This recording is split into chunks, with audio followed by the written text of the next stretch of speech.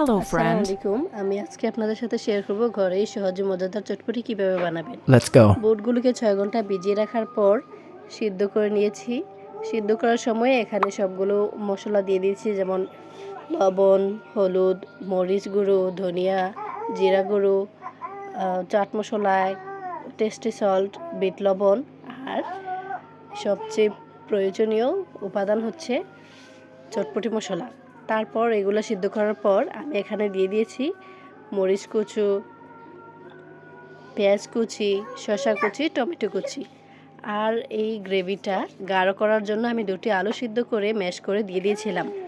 এই যে এখন এখানে সবগুলো উপাদান মেশানোর পরে এই যে দেখুন কতটা সুন্দর হয়েছে, আর সবগুলো মশলাই পারফেক্ট হয়েছে, দেখতে লোভনীয় আর মুখেই অনেক টেস্টি। এখন আমি টকটা বানিয়ে নেব। তেঁতুলের কাঠটা বের করে তাতে আমি লবণ, বিট লবণ, একটু টেস্টি সল্ট, আর একটু ধনিয়া গুঁড়ো, একটু জিরের গুঁড়ো, চিনি আর চাট মশলা দেব, আর একটু চটপটি মশলাও দিয়ে দিলাম টেস্টি হওয়ার জন্য।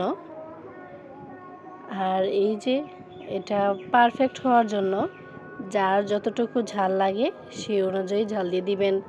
কাঁচামরিচ, তারপর শুকনো মরিচ, একটু মরিচ গুঁড়ো, সব মিলিয়ে যার যেরকম ঝাল লাগে তাই তারপর মিশিয়ে নেবেন। দেখবেন কি কি লাগে। এই যে আমার এখানে টকটা পারফেক্ট হয়েছে, এই যে চটপটি আর টক। এখন আমি সার্ভ করব।